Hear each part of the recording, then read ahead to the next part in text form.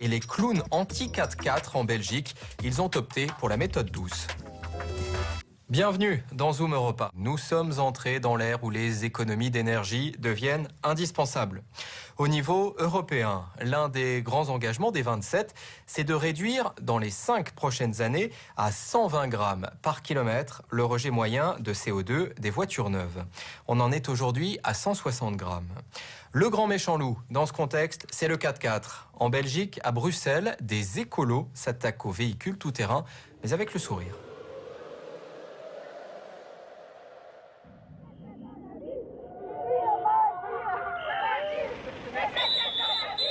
Des arbitres et des pom-pom girls en plein Bruxelles. Les cartons rouges pleuvent sur les conducteurs de 4x4 et de SUV, les véhicules utilitaires de sport. Ces militants écolos veulent les informer sur les fortes émissions de CO2 de ces engins très gourmands en carburant. Mais ce n'est pas facile, tant la cote d'amour de ces véhicules est grande. Leur présence au centre-ville traduit pourtant un manque de bon sens évident.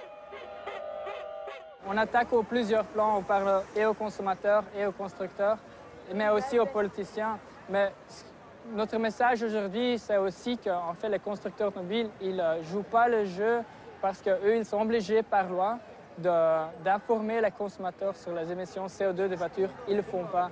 Et alors ça, ils font beaucoup plus de pub pour les voitures qui consomment beaucoup. Alors c'est clair que ça a une influence sur les consommateurs.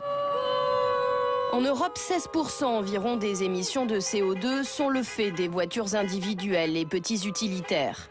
Le volume des émissions, tous véhicules confondus, a tellement augmenté depuis 1990 qu'il anéantit les progrès réalisés dans les autres secteurs.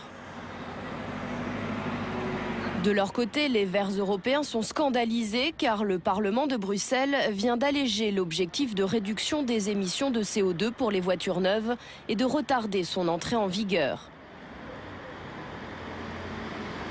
Pour Xavier Damand et son comparse, la mode des 4x4 est une aberration écologique collective, d'où la nécessité de rappeler l'industrie automobile à l'ordre. Avec leurs autocollants, ils espèrent réveiller les consommateurs et les convaincre de ne plus acheter ces serial killers du réchauffement climatique. Mais non, on n'a eu encore jamais de plainte de propriétaires à la police. Ce qu'il faut savoir aussi, c'est que notre action est vraiment pacifiste. Nos autocollants, on n'abîme pas la voiture, on ne griffe pas la voiture, on n'explose pas les pneus. Et donc voilà, donc les autocollants, on peut les retirer facilement. Ici aussi, il ne s'agit pas de condamner, mais d'expliquer. Et c'est cruellement nécessaire. Et est-ce que vous êtes interrogé par rapport à l'achat de votre véhicule sur la pollution, la consommation et tout ça? C'est une 4 cylindres, diesel, blablabla. Non, elle est très... Et elle consomme autant qu'une toute petite voiture. Elle ne pollue pas. Vous êtes sûr? C'est ce qu'ils nous ont dit, ouais, c'est un truc spécial. Elle a un ordinateur de bord qui... Un ordinateur de bord qui réduit les émissions de CO2. L'idée mériterait d'être étudiée. En attendant, des solutions réalistes s'imposent. Même en ces temps de réchauffement climatique, le choix d'une voiture est plus émotionnel que rationnel. Chez ce concessionnaire, la consommation et la production de CO2 sont affichées partout.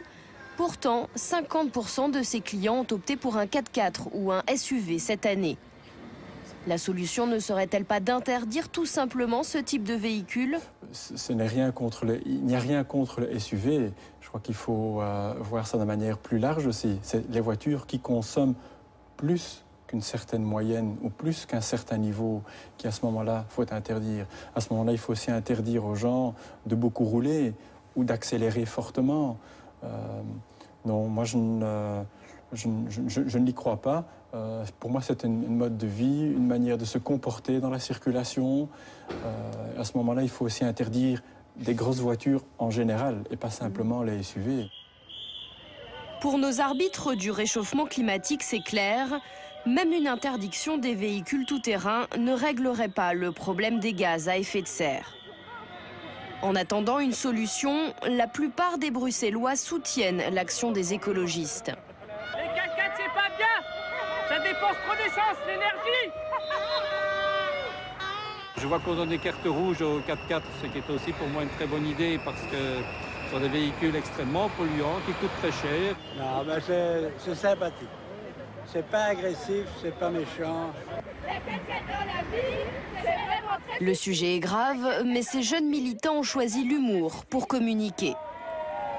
Espérons que le climat sortira gagnant de ce match plutôt amical.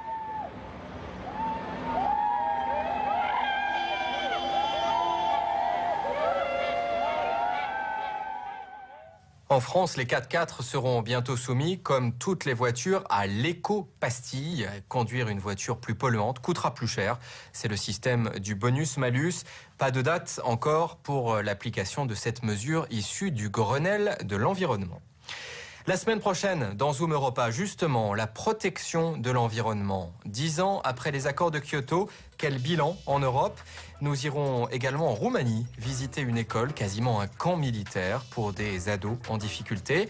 À bord de l'Abeille Liberté, un bateau qui sauve d'autres bateaux au large des côtes françaises. Et puis reportage sur le transport d'animaux en Europe. Retrouvez cette émission pendant une semaine sur Internet, www.arte.tv/+7. À la semaine prochaine.